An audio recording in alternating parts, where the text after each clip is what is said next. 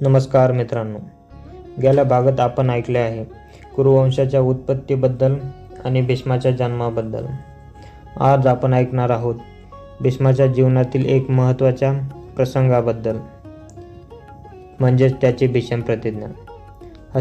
हस्तिनापूर राजवाड्यात एक विलक्षण शांतता पसरली होती. राजा शांतनू, जो नेहमी आनंदी आणि उत्साही असायचा, आता तो एकांतात बसून विचार करत होता. त्याच्या चेहऱ्यावरील चिंता कोणाच्याही नजरेतून सुटत नव्हती. भीष्म, जो आता एक तरुण योद्धा बनला होता, त्याच्या या पित्याच्या बदललेल्या वागणुकीमुळे चिंतित होता. एक दिवशी भीष्म आपल्या पित्याकडे गेला आणि त्याने विचारले, "पिताश्री, आपल्याला काय झाले आहे? आपण इतके उदास का दिसतात?" शांतनूने दीर्घ श्वास घेतला आणि म्हणाला, "पुत्रा, माझ्या मनात एक गोष्ट आहे, पण ती तुला सांगण्यायोग्य नाही." भीष्म म्हणाला, "पिताश्री, मी तुमचा पुत्र आहे आणि तुमच्या दुःखाचे कारण जाणून घेणे हे माझे कर्तव्य आहे. कृपया मला सांगा." शांतनूने मग सांगितले की काही दिवसांपूर्वी तो यमुना नदीच्या किनारी फिरत असताना त्याला एक अतिशय सुगंधित वास आला. त्या सुगंधाच्या मागे जात असताना त्याला एक अत्यंत सुंदर तरुणी दिसली. ती कवळी कन्या सत्यवती होती. "मी तिच्या प्रेमात पडलो पुत्रा," शांतनू म्हणाला. "मी तिच्या पित्याकडे तिचा हात मागायला गेलो होतो." पण काय पिताश्री?" भीष्माने विचारले. शांतनू म्हणाला, "तिचा पिता दासराज म्हणाला की तो त्याच्या कन्येचा हात माझ्या हातात देण्यास तयार आहे, एका अटीवर. त्याने सांगितले की सत्यवतीच्या पोटी जन्माला येणारा मुलगाच राजा व्हायला हवा." भीष्म क्षणभर शांत राहिला.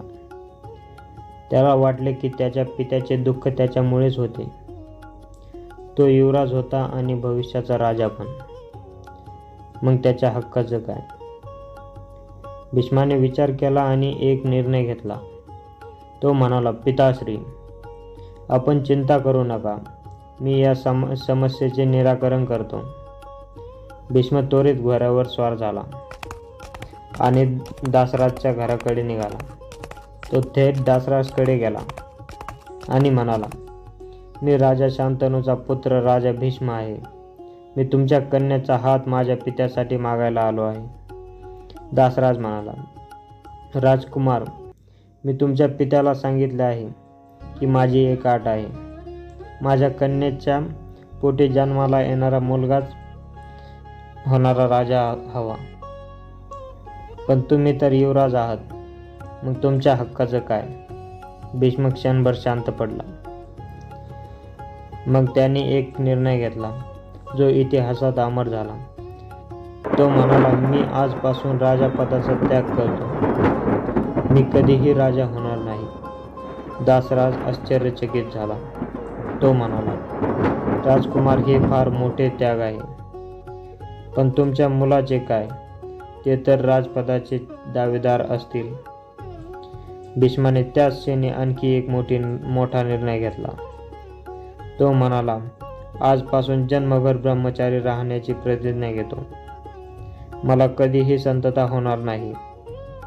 भीष्माच्या या भीषण प्रतिज्ञेमुळे आकाशातून पुष्पवृष्टी झाली.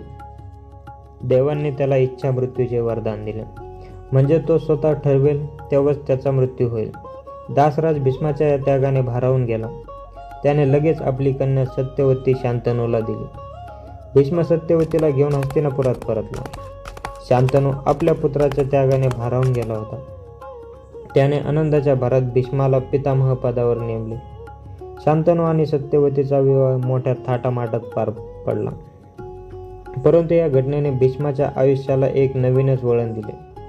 त्याने स्वतःलाच राज्याच्या सेवेत वाहून घेतले. त्याचे शौर्य, पराक्रम आणि ज्ञानप्रियता याची कीर्ती सर्वदूर पसरली.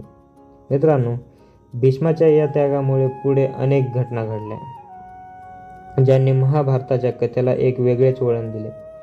त्याच्या या निर्णयाचे परिणाम पुढील पिढ्यांनाही भोगावे लागले.